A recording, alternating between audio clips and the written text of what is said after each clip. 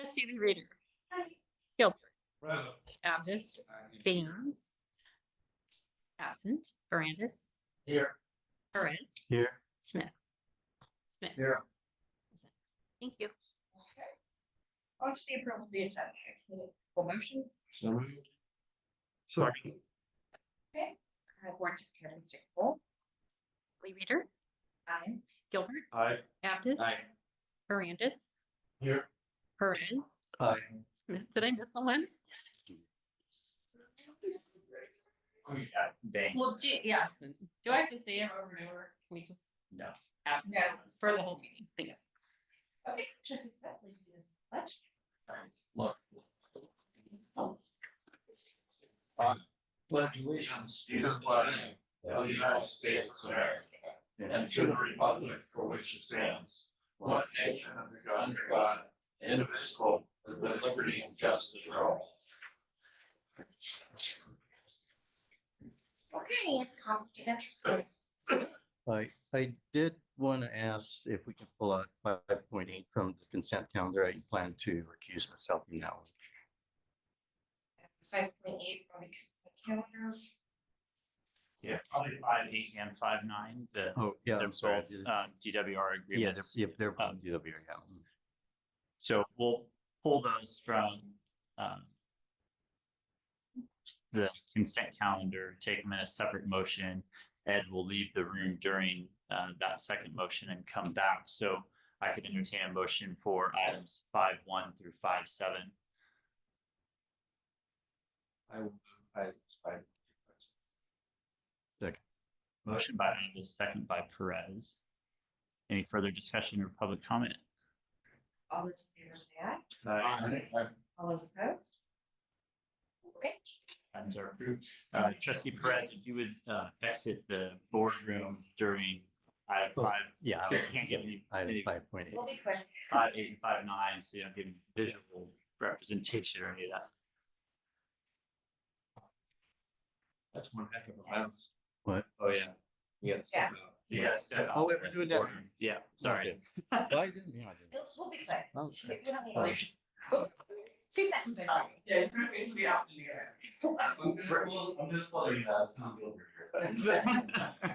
So you're probably bagel and donuts, right? Okay. I'm honored for the recognition. Okay, can I get a motion on 5.8? Second. Second. Motion by Andes, second by Gilbert. All those in favor say aye. Aye. All those opposed? Okay. Items. That's for the record is Trustee Perez. Ed the bell. Yeah. Recuse. Yes. Ed. Ed, you're on these. He's got a door in his mouth and never phone. He's really copy now. There. Sorry to throw you off on your comment about your mouse. That is huge. That's one heck. That is huge. Yeah. Or just one item of order. We did skip public comment item 3. So we'll return just to make sure we cover that. Any public comment on non-agendized items? Actually, it's present. Darn, yes. Okay. Any public comments? Staff has not received any public comments prior to the meeting or subsequent to the meeting starting. Okay, on to informational items. I'll turn 4.1 through 3. It was good. 2, 3, and 4 was right to consent. It was good. Oh, we did. General manager's report. Most of the information that I would have provided in the general manager's report, aside from the inlet update, which is an attachment in the statement of minutes, is reflected in the board packet today. It's been a very busy month for the district, multiple RFQs and a lot of committee meetings for budget preparation. I do have some good news to report, or pending good news. The district's been working with FEMA and Gabe specifically with FEMA since the state of emergency and the natural disaster issued in January and February of 2023 for disaster relief funding.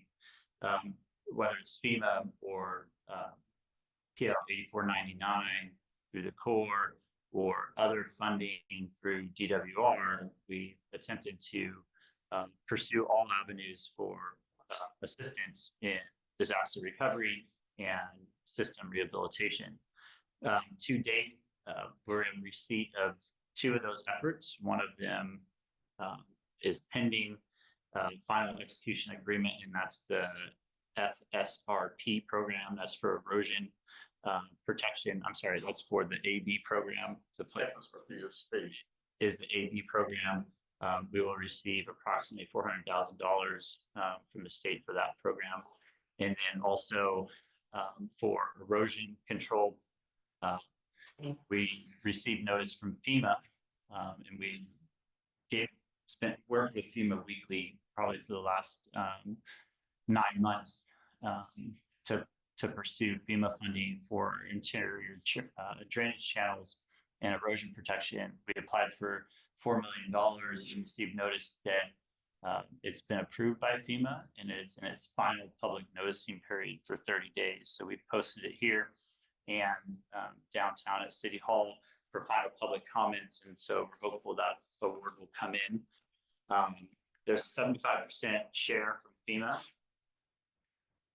And Cal OES will pick up roughly 20 to 25% of the cost. And then I know that adds up to 100%, but it doesn't always add up to 100%. The district's local cost share, if Cal OES picks up their portion, we would have a match of about $500,000 that we've included and we discussed with operations committee yesterday for the draft budget. So to date, from the 23 disaster recovery,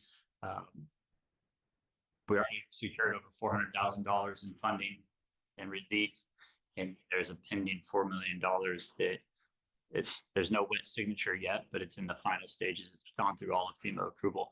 We did apply for PL 8499 relief as well, and none of the San Joaquin area districts that applied through that were approved by the Corps. In fact, the notices are being sent out this week of rejection for that, which again, the 8499 program, it's great. We try to maintain eligibility in it, but it's very difficult to get the funding in the Corps to be reactive to making sure those funds are in place, not only for us, but for other reclamation districts and flood protection districts. So we continue to ask and support the Central Valley Flood Protection Board in petitioning the Colonel to fast track these items. I know that a district to the north of us, Reclamation District 108, is still waiting on disaster relief funds from 2017 and 2019. And meanwhile, their facilities are still in disrepair.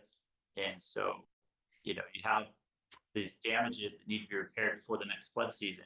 So this fast tracking of approval and site inspections by the Corps. And so while fundamentally PL 8499 is a great program, the implementation side and receiving those funds for recovery is problematic, and not only for us, but for others.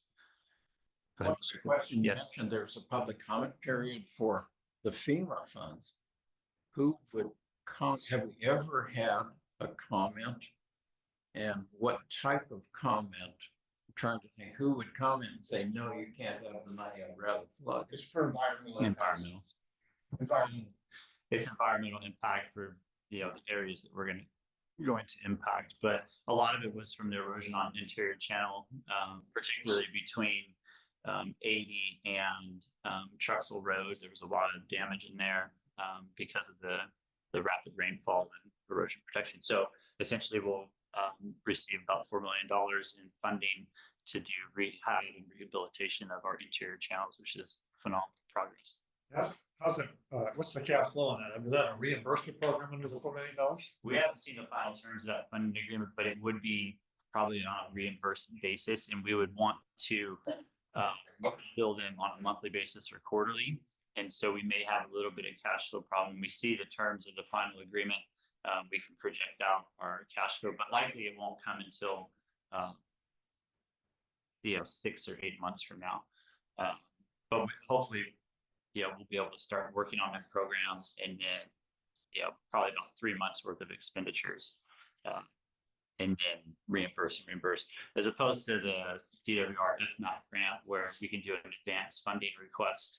And we've done that historically for the FMAP grants and received all the money up front and then spend it down and then refund any amount that we don't use on the FMAP programs. So we'll look carefully at the cash flow requirements and make sure that we have coverage. And we'll talk a little bit about that in our item 6.3, 6.2 today on investment of district funds. Also on the general manager's report, district staff or executive staff will be attending the Special Districts Leadership Foundation leadership conference next week in San Diego. So Gabe, Julian, and myself will be in attendance and receive the government at the end of it, the certification program for leadership and district governance. So looking forward to that conference. We will be available, but in sessions till Thursday. So it's Monday through Thursday morning, and then return. I think that was it. There's probably one other thing that I forgot to mention, but really good news on the grant awards and moving forward with that disaster relief, and we're in the process. Oh, that was the thing in FMAP. We just received notice 2 days ago. We've been working with the Central Valley Flood Protection Board for the high hazard encroachments and enforcement action. They are probably today placing in the mail 4 notices to proceed to the most critical high hazards on Garden Highway. Those property owners will probably receive those early next week. And then there's 15 other in the queue that'll be processed and mailed out, notice to comply within the next week to week and a half. So the district did just receive the final executed agreement from DWR for FNAP for this year. There's about $450,000. Same program will make available for those that haven't taken advantage of the program yet. And then the balance of the funds, if they don't take advantage of the funds available, the balance of those FNAP funds will be used on district facilities, and we've put it to good use. It's evidence just down the road here on Garden Highway. Yes, Trustee. I might have asked this question before. Is anybody suing us, any litigation over our attempt to enforce Title 23? There is no present threatened or in process litigation for that. Well, it's not us that enforces Central Valley. That's correct. Okay, yeah, so just to be clear, it's not already out. Yeah. Also, we've done a lot of obviously notification in advance, so prior to these enforcement actions commencing, what's been done? Yeah, so for 3 years now, we've made available and noticed, well, this is the 3rd year, the availability of funds and the need to adhere to the O&M manual in Title 23. We've offered funds the first year out of the 100 or so properties, about 101 properties, 100 for round figures. We were able to do corrective action on 55 properties in the first year. Last year, there were 6 additional. The others that had opted out the first year, the second year we asked voluntarily opt in. So it was a passive for them not to accept funds, as opposed to an assertive the first year, just a different strategy. And we had 6 take advantage last year. And the process was we hoped it would happen last year, but finally had the Central Valley Flood Protection Board provide the notice to comply, which starts the process with the individual property owner to work directly with the state and correcting the encroachment issues and the permitting issues. At that point, RD 1000 really steps out of the program because the property owner in the state, there's a process to go through, and it ends up in an evidentiary hearing or a cease and desist order if it goes that far. The first step, the property owner has 30 days to develop a schedule to correct the issues on the property. What we plan to do this year is probably about the 1st of May, once we start our process with advertising for our contractor, is to make notice again to those remaining properties that the district has funds available should they wish to participate. And part of the property owner's response back to Central Valley Flood Protection Board could be that our plan is to take advantage of RD 1000's funding and that the issues will be corrected by December 1st. The first step for the property owner is to provide a schedule for correction. And so we want to make sure that they know that we still have a program available to assist in that regard, and whether they take it or not is up to them. But really, it's At this point, once they receive the notice to comply, RD 1000 is in the background and just kind of a liaison between the two. But it's really a direct issue. Central Liability Protection Board issues the permit anyway, and they have enforcement authority. So that's what we've done to date. So we have about 45 properties remaining. And then ongoing annually, it's an annual maintenance requirement, right? Because things could grow back and they can be placed back in. So we'll conduct another survey this year and make sure that we're taking the steps necessary for recertification and adherence to the O&M manual as our responsibilities in LMA. Longer term, we get substantial compliance, and 10 years down the road, we notice some property comes out of compliance. Is our process just to notify Central Valley? Is that? Well, that's one way to do it. One way would be to just notice to the Central Flood Protection Board that we, our own little inspection form, give a carbon copy to the property owner and Central Flood Protection Board that there's an issue and that there's a notice of violation, and how do we turn it, and then turn it over to the state. They have some problems with staffing at the state level, so I don't know if that's effective. We've taken a more proactive approach in the past in that.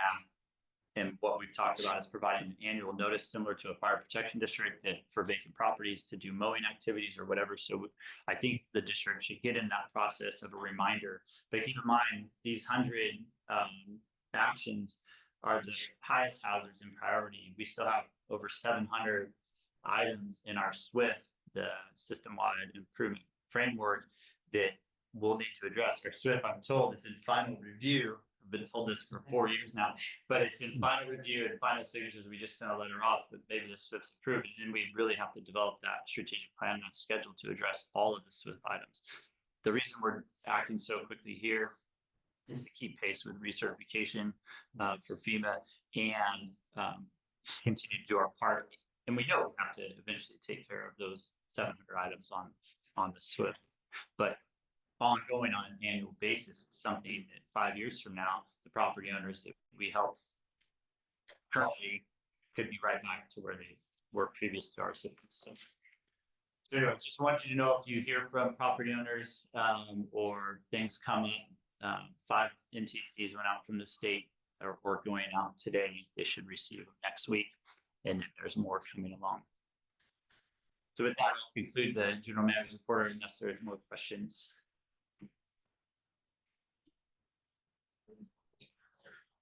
Like Kevin covered the majority of what had going on, obviously really busy. For O&M functions, the crews are really out and doing a lot of time, spending a lot of time mowing right now. It's that time of year, everything's pretty high, so. It's good out there, Gabe. Saw it this morning when I had my coffee out on the porch. And a ruler.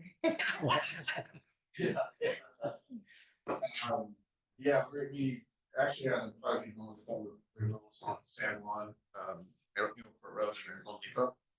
Unfortunately, those folks have now moved to the Cove area. So I think we all to go, and so we're gonna post multiple locations today and do efforts. We did see an influx of homeless encampments on Amanda. And we started doing a little, so all those folks have now transferred back over to our side. So we're gonna post that today and just continue to battle. It's gonna be rough. Just they're gonna be flip-flopping back and forth. Unfortunately, camp resolution, I was talking to the president, camp resolution is scheduled to close in May, which is on the corner of Colfax and Pardon. So we're gonna see even more folks move off our levies. So we just have to really keep an eye on, yeah, and that just like Kevin mentioned, a lot of funding agreements and RFPs coming out. So that's it. All I have.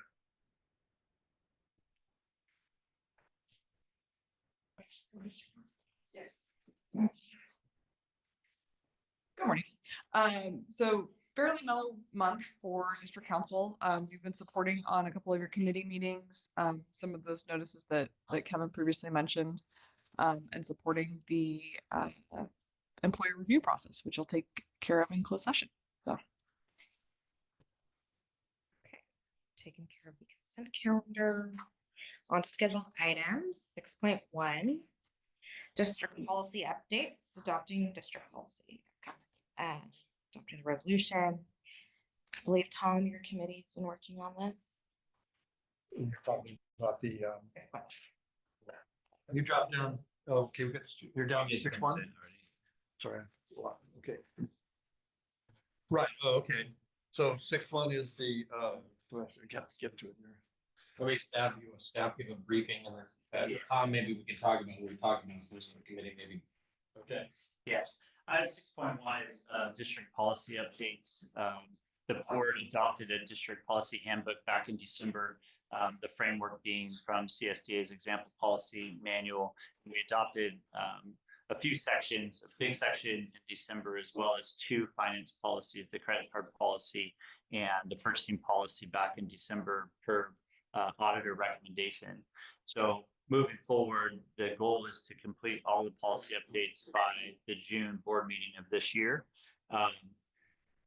We're bringing back, I hope to have a much larger portion of the finance policies available for the finance committee to review. However, a number of things came up over this month, and the finance committee met 3 times since the last board meeting. So I appreciate all their help. So item 6.1 is for 2 policies, and it's necessary based off of board action that occurred in March, and that was to direct staff to work with the finance committee for investment in California class and determine initial deposits. So we met with the finance committee to review our 2 policies that are in front of you today, investment in district funds and our reserve fund policy. So we use the SDA's example plus our existing policies, married the 2 together to make sure that we're compliant with GASB and other government code sections. And so what's before you on the district funds, not a lot of change, but the policy does recognize that the investment of district funds is compliant with GASB 54, and it spells out the order of priority and goals for investment of funds, and that would be security, liquidity, and yield. And so when we look at the investment accounts, we did add a few. We had a few funds listed in the investment policy, but we also included local government investment funds such as county treasurer, California class, city pool, and other pools to make sure that we have coverage, as well as local, money market accounts through our banking accounts. So we added California class and our recommended for item 6.3 when we get there, the money market accounts. So the finance committee reviewed the policy and recommended the board. The recommendation was for the board to consider approval as a unanimous recommendation on the investment fund policy, and the reserve fund policy remained large. So the plan would be that these 2 policies slide into the placeholders from the policy handbook from December, and then continue to fill out the rest of the policy handbook in consecutive meetings and scheduled committee meetings when necessary to review those. Yeah, I think that was a very good finance committee meeting. We talked about a lot of different options, including, and then followed into the next discussion about where we're going to move cash. So as the committee just recommends adoption. Okay. Yeah, we had a very robust discussion, and I feel good about recommending approval of these policy updates. Okay, I will go ahead and open for public comment. Hearing none, I'll entertain a motion. I will move approval. Okay, Motion by Angus, second by trustee Smith. Draw. all those in I favor? want to make sure that it's documented that he's here, so I can talk. I like what you guys are doing on the committee. That's why I want a second. Well, thank you. Because I don't want it to look like you guys are railroading it. I want to show support from somebody off. You were doing great there at first time. So we have a motion in a All those second. in favor say aye. Aye. All those opposed? Okay. Items approved. 6.2 investment fund transfers, review and consider approval of transferring funds amongst investment accounts. Okay, so item 6.2, now that the policies are adopted, move forward to the discussion. The second part of the discussion from the finance committee regarding investment of funds and initial deposits into California class and other accounts per our investment policy. So I put together the staff report with two tables. The second table in the staff report, and I know it's hard to see on the screen. Maybe I can zoom out a little bit more. The second table at the bottom, there's a theoretical distribution of funds, not a staff recommendation, but potentially where things could move around. So the finance committee recommended basically three items, and staff is in support of those after the discussion working through. So currently our account balances at the end of March are shown in table 1 here. BMO is our current bank with a checking account, our money market account. And then we have another account set up just for FNAP funds so we can track separate from general funds, the deposits and then the withdrawals. So it's easy for accounting purposes. And then we have 4 other local government investment funds, being county treasurer. That's for our special benefit assessment or historic assessment. The stormwater fund, our new property related fee, and then the state treasurer, LAIF, the local agency investment fund, and then SAC City Pool. The finance committee went over and reviewed the relative yields of each of those depository funds or investment funds in comparison to California class, and potentially, if item 6.3 is approved, what's offered from River City Bank in their money market account for the next 12 months. So we'll talk about that in just a moment. The relative yields of all of these accounts are relatively lower, particularly LAIF and City Pool, than what's being offered by the money market account with River City, as well as current California class. Another issue that we have in the majority of our funds being held at Sac County Treasurer is liquidity. We have to do warrant transfers in large amounts to predict cash flow needs, and it does take some time. I think the quickest we've gotten one done is in 45 days, and sometimes it takes longer.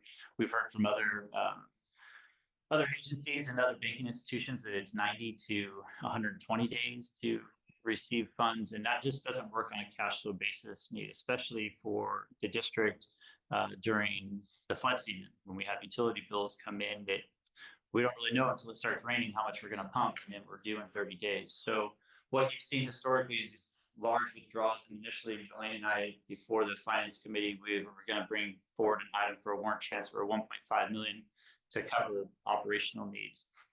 So what we presented to the finance committee to be able to make, and what the finance committee recommendation was to make an initial, finance committee directed staff to do 2 things. Determine the minimum amount balance necessary to maintain an account with the Sac County Treasurer and Sacramento City Pool, with the 2 lowest yields and problematic for liquidity. Determine that minimum balance necessary to maintain an active account and sweep the remaining funds into the district's split it between California class and River City Bank money market if item 6.3 is approved. In investigation, the City Pool does not require a minimum account balance. They do invest in community project funds and help with some assistance. So we're not a huge amount in their City Pool. And so I'll leave it up to the board to determine the minimum amount, but there is no minimum amount required. Theoretically, in the table 2 here, I just wrote in $250,000. That's a number that we talked about during finance committee, but it wasn't their recommendation. Just staff showing depiction here on table 2. Then for the Sac County Treasurer, we did inquire about minimum account balance. Sac County Treasurer responded to us that there is no minimum account balance. However, there is Water Code section 5660 that the county serves as the de facto treasurer for the district in the absence of the district assigned officer position of treasurer, self-assigned and approved by the Sac County Treasurer. And they contend that their email back to us was that the majority of the district's funds should remain with the county treasurer and shouldn't be dictated on yields elsewhere or liquidity. Well, that is in conflict with the board's adopted policy, security, liquidity, and yield. And so when we make large transfers anyway, warrant requests, we've never received to date inquiry about where that money's going or how we're spending it. So the staff's recommendation based on that in consultation with legal, I propose two things with the Sac County Treasurer Pool. One, sweep all the funds that are available after the first installment and second installment are deposited in the stormwater fund. That's a proper related fee that pays for ongoing operations and maintenance costs for the interior pumping of the district. So when those deposits are made from the first tax assessment, that the district, the next month, once they're there, does a warrant request and sweeps those accounts and deposits 50% of those into California class and 50% into our money market account with River City Bank, if approved. If not, we would put it in LAIF. The second portion would be for the Sac County Treasurer, our historic special benefit assessment amount. On the first installment, we would leave that with the county treasurer until we had a cash flow problem if we needed it, or until such time that the second installment comes in from tax assessment. Sweep the remaining balance from the first assessment and leave the remainder, the second installment, with Sac County Treasurer, which would be about $400,000 on an ongoing basis. Leave that with Sac County Treasurer until we get the next tax assessment. So we're doing basically two sweeps on the main pool and two sweeps within 6 months on the stormwater account. And that helps us on a cash flow basis. And then we think that that's a reasonable solution. And so what we would do is recommend that the Sac County Treasurer amount be swept, the $3.1 million, bring that down to $400,000 because that's the next installment for the property tax, and then sweep the 1.4. We'll see if we get pushback from the county treasurer, and if so, staff would recommend we'll write up all the numbers to do the warrant transfer, collect 4 signatures, but we need your approval to do a warrant transfer with the remaining balance in the Sac County Treasurer. We'll make it even. We'll just say easy $500,000 in Sac County Treasurer, sweep the stormwater fund, sweep the city pool. Of all of the money received from that sweep of those 3 investment funds, we recommend as staff to place 50% into California Class's initial deposit and 50% into River City Bank, if item 6.3, into their money market account. If the money comes prior to establishment of that account and board approval of item 6.3, we would deposit what we don't deposit in California Class, we would deposit into LAIF, and that provides us liquidity, although the yield's lower. As soon as accounts are established, we would move it off. The last thing that the Finance Committee recommended and wants us to do, because we want to make sure that we're taking advantage and staying on top of the investment funds, because California Class does have some risk on the short term. It is liquid. We can do day-to-day transfers in and out of that account. Not that we're going to be doing day calls, but the Finance Committee felt comfort and security and staff adding a new standing item to the board agenda, item 5.6 on consent, and that would be a monthly investment report. And it would just show the yields and amounts in each of our depository accounts or investment accounts. And the board could take action on that item if they pull it from consent, and so directed staff of any changes that we wanted to move money from one of those investment accounts, pull out of money market or California Class yields below LAIF at some point, and it may cross depending on market conditions, that we would then transfer funds, but we would, as staff, want board input. And we, as staff, when we write up that consent calendar item, if we are recommending changes that Jolene and I see something that we would like to recommend, we'll pull it from consent to have discussion on and ask for board input. Does that make sense? Yeah. That's a lot. That is a lot, but can you? Yeah, I mean, we talked about this a lot, obviously, too. And I mean, a primary concern is, being a good steward of public funds here, right? And so, our feeling is in the current interest rate environment, it was prudent to look at alternative options that provide an equal degree of security to maximize the returns on these public funds, right? So that's sort of the impetus for this. In addition to the liquidity aspect, we have liquidity needs right now that are causing administrative bottlenecks, so to speak. So that is another component, obviously, of the motivation there. I am curious as to the county treasurer's position. That was not something, obviously, we discussed in the Finance Committee. That's new information. So perhaps you can elaborate on that, and maybe it's a question for Rebecca since you researched this, so I don't feel like I'm totally putting you on the spot, but what are his guidance is the treasurer looking at to make statements that they made? Yeah, so by default, the county treasurer is treasurer for the reclamation districts unless she designates someone new. And we put this a little bit in advance of the investment policy kind of behind the scenes, but that means that some portion of the assessment revenue you collect needs to be held and managed by the county as your treasurer. It's not all of it, and it's definitely not the water service fees, that's a separate bucket. I Can I just, stop you right there? yeah, So some amount, what is that? Is it they know when they see it? yes. Really? There was ambiguity in the response back from the assistant county treasurer in that response. And so let me just give you an example. Staff was prepared to do a warrant request for $1.5 million prior to the finance committee and prior to California Cash for California class discussion for a cash flow need. When we do those warrant requests, we've never received any feedback from the county. It just goes through the process and approved, correct? And so for the county to then weigh in on the district's day-to-day operations and need for cash and liquidity, they don't know what our 30 or 60-day outlook for operations is going to be. We do have grant funds coming up that we're going to need cash on hand and we can't wait. We have bills to pay. Are they going to pay late fees or payroll? If we can't make payroll, is the county going to step in and cover that on the next day notice? And so for me and staff, that's a risk to the district in making sure that we have funds available in item 1 of the investment policy of security. Item 2 is liquidity. We have to be able to meet our obligations. And so what I propose to do, and we'll work in consultation with the county if they push back on that.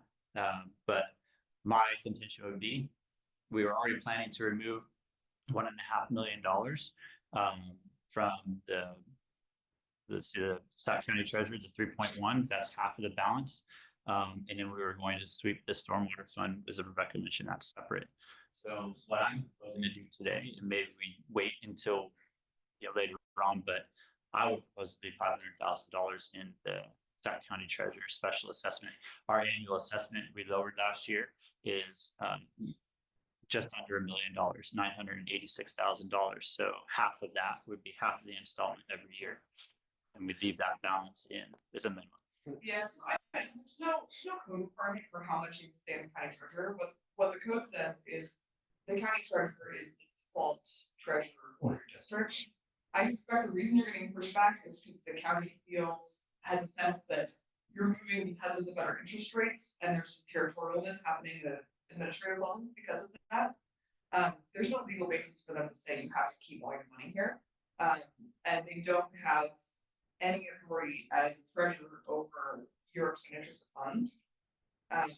If it continues to become a problem, one step you could take is to designate a staff person to be the treasurer and just manage all that in trust. So the statute, I guess there's no statutory scope of the authority of the treasurer other than, I guess, what's not in that water code section, right? So Yeah. There's a bond requirement. There's a bond requirement, yeah. So the process, if the district didn't want the county to be its de facto treasurer, in code section, it spells out a process in which the local district can designate an officer position of treasurer for the district. And it has to be approved by the county treasurer to be able to do that. So we could work through that. If we get pushback from the county and how much is remaining in that fund, if there is some recourse, we could explore that further and bring back that position. So it sounds like the county's role is purely ministerial, right?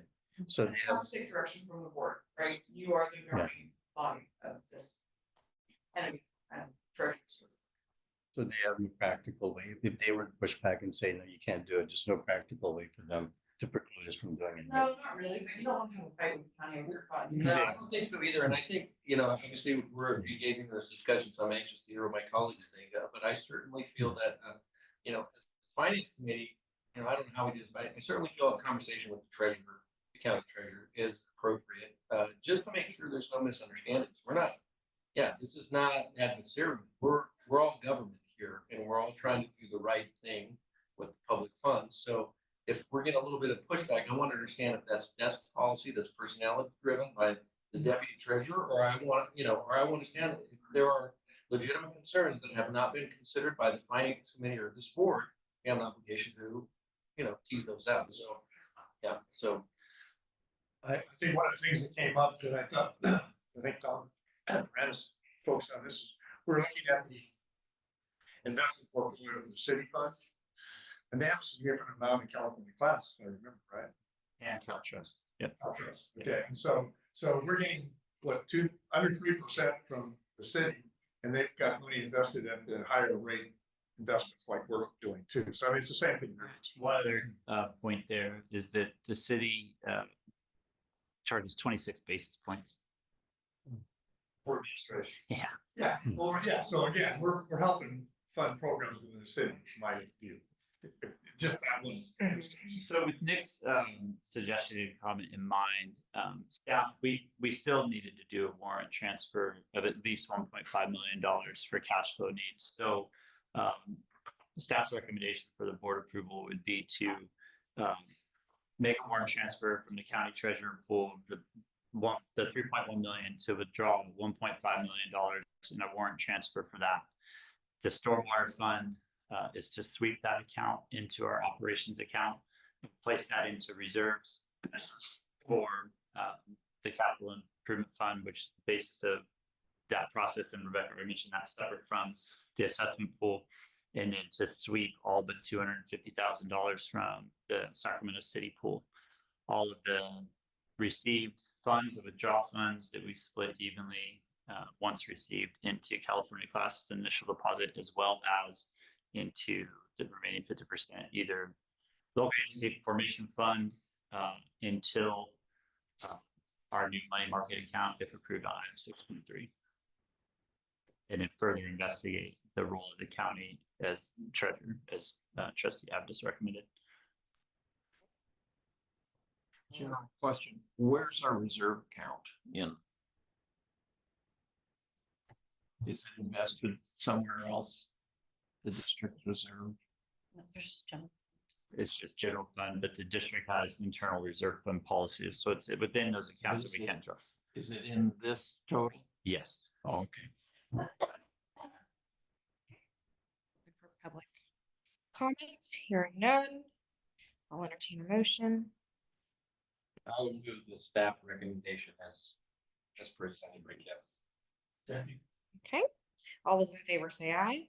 Aye. All those opposed, item is approved. Thank you. I know that item is, difficult because there's a lot of moving parts, and I really want to thank the finance committee for spending the time to walk through that and give meaningful feedback to staff to investigate and come up with, I think, is a really great strategy and prudence by the district to use the public resources to the district's benefit. So thank you for those three members for doing that. Okay, on to 6.3, authorization to establish accounts, review and consider authorizing general manager to finalize terms of the district partnership with River City Bank and establish accounts. So the district concluded its RFQ process for banking and investment services, and the finance committee met and interviewed 3 different banks. And the recommendation by staff and the finance committee was the finance committee made a recommendation and directed staff to negotiate final terms with River City Bank.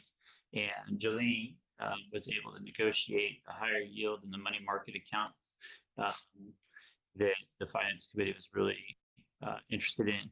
Successfully did that. We have updated terms as of late yesterday afternoon. So the staff report is to recommend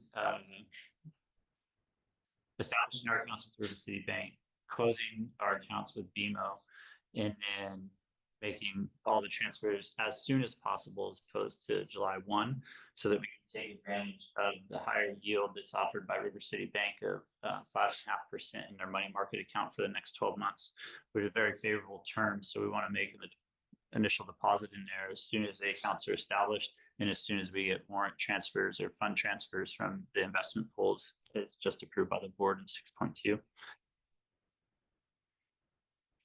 Discussion. Any comment? You ready to move on from BMO? Yeah, I think that BMO's not meeting the needs of the district and, after reviewing, you know, the RFP responses, we felt that, as we conducted the interviews, I mean, I think River City Bank, is the most suitable, obviously for our business. Okay. So you don't have to come in to sign anything, right? That's the. Oh, that was the other benefit, right? You have the field trip. Yeah. Just like, So I'll move staff recommendation on this item. If there's no more discussion. oh, let's open it for public comment. Okay, hearing none. Okay, I have a motion. Second. Okay, all those in favor say aye. Aye. All those opposed? Items approved. 6.4, professional services agreement. We're going to consider authorizing general manager to execute a professional services agreement with Allied Universal for security services. Another process of RFQ process internally, staff and our partner agencies interviewed, well, the Thomas Mutual and staff interviewed 3 firms for security services. The recommendation was for the district or the board to authorize the general manager to execute a PSA with Allied Universal for security services. Very professional firm, brought their whole team just like River City Bank did, and really eager for the district's business. The scope of work for this contract has not been fully developed, and it's not something that staff recommends discussing in open session about the district's security protocol. And that's consistent with recommendations from the operations committee as well. And so what staff is asking the board to do is to execute the general manager, negotiate the scope of service and contract terms, and then to execute said agreement. We do have some rate examples in all of the RFQs. We asked the providers to provide their rate sheets so that we can make a determination if there was a tie in qualifications on who we most likely would recommend based on price at that point. So it wasn't a proposal process, but qualifications, but we wanted to check price. We do feel that we'll be able to negotiate a contract that's reasonable, if not even or below our current provider. And so we will work with the Thomas Basin Conservancy, as well as the mutual company, to develop that scope of service and basically create a menu of services available where each agency can manage their own essentially task order and build directly for those services. And then some baseline services may be shared in a cost share agreement. So we discussed that process with the operations committee yesterday as well, moving forward in our budget year. So staff's asking for authorization to negotiate the final contract price, terms, and scope, and then execute the agreement. And we will notify the board when the contract's active and the services have started. Are you still waiting for some feedback from John Roberts? John Roberts elected not to participate in the selection process. You don't know if they're gonna become party to the contract? That's the next step. If the board authorizes me to negotiate, would be to reach out to both agencies and see if they want to sit in and help the district develop a scope of services with the vendor. That would certainly make sense, obviously, to share the cost there. I'd be curious as to what the pushback might be on that. But obviously, as part of our level of service, having adequate security to protect our facilities is paramount. So it is a significant cost, but I don't see a way around it. We're going to pay for it one way or another, meaning damage done by thieves and vandals or others versus being more proactive. So I'm definitely very supportive of obviously this contract moving forward. One other thing I want to mention is that there's a possible other agency to partner with the district once this contract's executed. So once I have contract terms, I'll be working with a neighboring agency that has shown some preliminary interest in partnering with the district to at least share in a portion of the district's patrolling costs on a particular section that we're providing a lot of patrolling on currently. And so that I'll report back to the board if that's successful, and I'll bring back an agreement for the district to sign if we get to that point, but I'm hopeful within the next 6 months that that will be in place. We'll move forward from there. So at least a portion of that would be shared by another agency other than the two mentioned today. We'll go ahead. Who's currently providing the service? Rockman? Brockman. Rockman. Okay. I will go ahead and open for public comment. Hearing none. I'll entertain a motion. I'm moved. Second. Motion second by trustee Smith. All those in favor say aye. Hi. All those opposed? Item is approved. On to 6.5, sponsorship opportunity. The 2024 annual State of Natomas. The district has an opportunity to sponsor again the annual state Natomas event by the Chamber of Commerce. The district is an active member of the chamber and historically is sponsored at varying levels over the years. The last couple of years, we've done the platinum level with 8 tickets. Unfortunately, attendance has conflicted with other things for the district to fill out all 8 tickets in the past 2 years. And so I met with the executive committee to determine and prepare for today's recommendation. And our recommendation for this year is at the gold level for 4 tickets. If we want to fill up 8 tickets, I need confirmation and we can, go a different route, but executive committee was recommending at the gold level. I have a scheduling conflict that day, so I won't be able to make it. Ed, should be able to go. But how many did we have last year? We had 8, and then we Oh, only we had 8 last year? yeah, but we only had No, I mean, We how had many? 8 spots, but we had Yeah, we had trustees. 4. Yeah, I know, that's what I was gonna ask. yeah. What's the date on it? the 24th of this month. 24th at 1 o'clock. I'll be. This month? I could be there. 2, Yeah, it might be. 3. Yeah. and then So Ed had this in Gilbert. It's lunch hour. No, and it's 1 to 3. Oh, I have an accident too. 1 to 3. Can you still make it? Yeah. Sure. Okay. I have a conflict. Okay, so And so I'll fill in. They did ask that I give a brief 2-minute overview of the district's activities. And so initially they tied it to, anyway, I told them that it was likely the recommendation was gold. And so we'll, if approved, let them know we'll do the gold level sponsor with 4 tickets and I have attendees being Gilbert, Abdus, Perez, King. I will go ahead and open for public comment. Hearing none. I'll entertain a motion. Yeah, I would just say, I move to approve the sponsorship. It's within our budget, obviously, and part of our outreach, and we are an active member of the community. Getting the RD 1000 message out, being present. This is definitely in line with that, so I would do that. Okay. Second. I have a second from trustee Smith. All those in favor say aye. All those opposed, item is approved. I have just one question. It's 1 to 3. Does that mean that there's no lunch? It's just- There's lunch. Oh, it is.